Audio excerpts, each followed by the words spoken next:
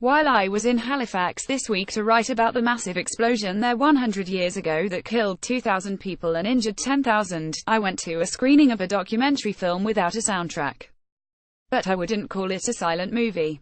As I wrote, the centennial commemoration of the explosion has brought attention to the stories of people who have been largely overlooked. Soldiers guarding a street after the Halifax explosion in 1917. Nova Scotia Public Archives that includes the deaf. At the time of the explosion, Halifax was home to the only school for deaf children east of Ontario. Unlike other Canadian boarding schools of that era, its history is generally positive. It is widely remembered for creating a community for its pupils and advancing sign language and deaf culture. The blast blew out the school's windows and doors and it was closed for structural repairs. But while some students were injured, mostly by flying glass, none of them died. Halifax Explosion: The Deaf Experience, the 40-minute documentary film that I watched in the impressive Halifax Central Library tells that tale, as well as the general story of the school. Its co-producers, Linda Campbell and Jim McDermott, both deaf, are filmmaking neophytes. Ms. Campbell is a professor of environmental science at St. Mary's University in Halifax, and Mr. McDermott teaches in the Deaf Studies program at Nova Scotia Community College. Ms. Campbell said in an email that they started out to make a 10-minute short after attending a workshop in Halifax led by Catherine McKinnon, the director of the Toronto International Deaf Film and Arts Festival. But the story and their ambition grew. The film is subtitled for viewers who don't know American Sign Language, which is used in interviews and narration. Ms. Campbell said in an email that some hearing audience members have told her that the lack of sound really changed the experience for them, making it much more immersive. Military reenactors in World War I uniforms at a ceremony on Wednesday marking the centennial of the Halifax explosion. Ian Ostenth, New York Times as well. Ms. Campbell wrote that Sean Beckwith, the film's editor, took the producer's advice about editing in ASL rhythm, as opposed to Canadian English editing patterns. The film also reveals another aspect of Halifax's deaf community. The subtitles sometimes indicate that someone is speaking in Maritime Sign Language. Ms. Campbell, an Albertan by birth, said that MSL is little known outside Atlantic Canada, even among deaf people. She learned it after moving to Nova Scotia from Ontario 11 years ago and now must remind herself to switch back to ASL when traveling. The film will be making the rounds of festivals in Canada and the United States next year. Catch it if it comes to your community. Read Century after Halifax's Great Explosion, City Marks Anniversary. Welcome bienvenue from Dan Bielski, who began reporting for The Times from Montreal this week. Downtown Montreal viewed from a lookout on Mont Royal. Yannick Grandmont for The New York Times. When I came of age in Quebec in the 1980s, the province was being buffeted by a Catalan-style referendum on independence, and business was fleeing. French Quebecers were agitating to uphold the right to live in French. Stop signs across Montreal were painted over by vandals to say, "Stop 101, a reference to Bill 101, a law strengthening the French language in Quebec. Today, many young switch effortlessly between French and English. French-Canadian rappers perform in English and French, and separatism is largely in retreat. The top official in Quebec, the Liberal Party's Philippe Couillard, recently appealed to Anglo-Quebecers who fled the province to, please come home. Nevertheless, nearly 3 decades after I left, it only took me a few days back in Montreal to see that the culture wars of the past are far from dead.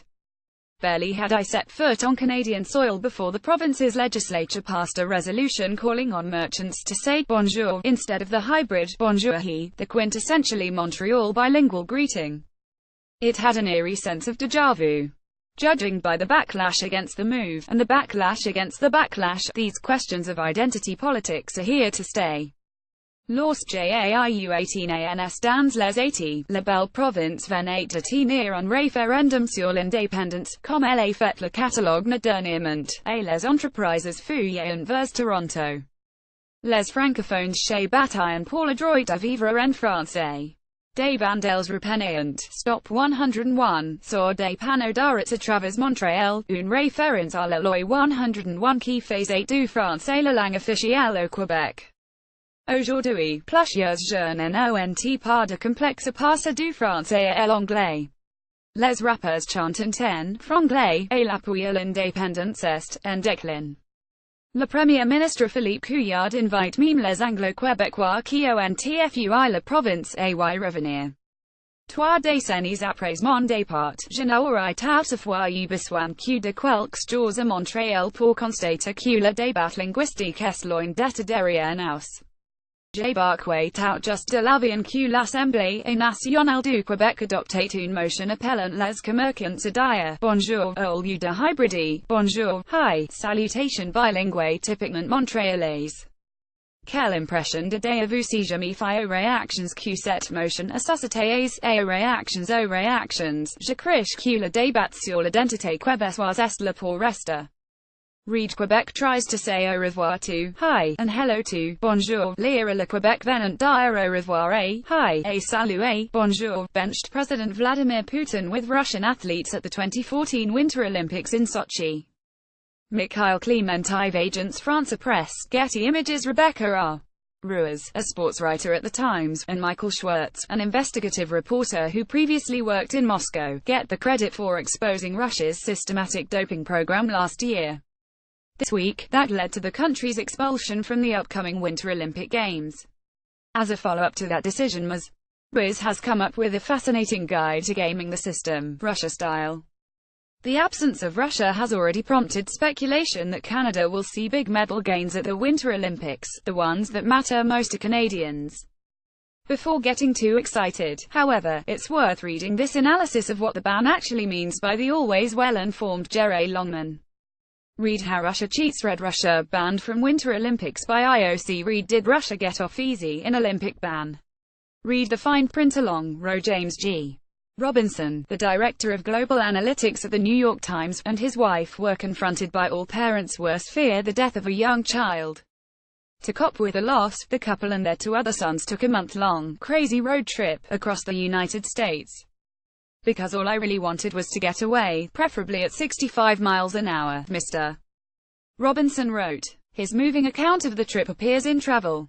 Read Road to Recover, a Canadian comment of the week from the list of most popular comments on a Times article by a Canadian this week. Here is DSS from Ottawa on President Trump's plan to shrink 2 national monuments in Utah by about 2 million acres. Even if there were lots of money guaranteed to fix the drilling and mining sites that will be disfigured, it would never be the same.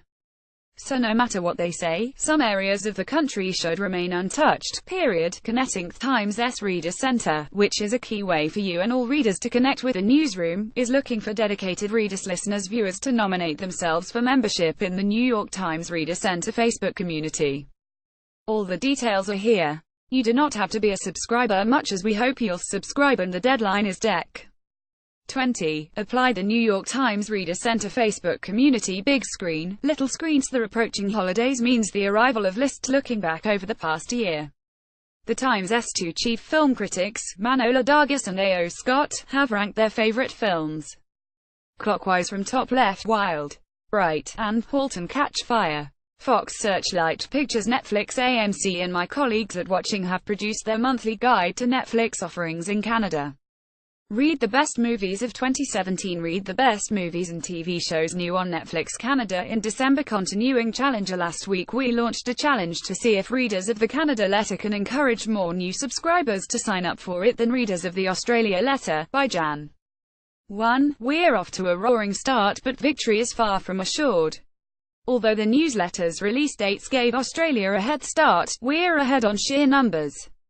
As of Thursday, the Canada Letter had gained 1,689 new subscribers compared to just 864 sign-ups for that other newsletter.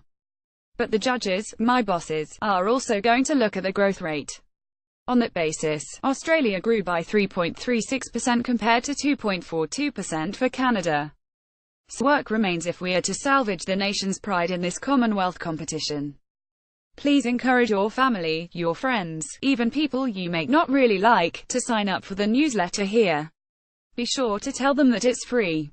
And remember that an individual prize will be awarded to the reader who sends the most entertaining, amusing, telling a dramatic tale about signing up new subscribers to nightcanada@nighttimes.com. Sign up, subscribe to Canada Letter Center. ICE. The Canadian Women's Hockey League went very far afield for its expansion to China.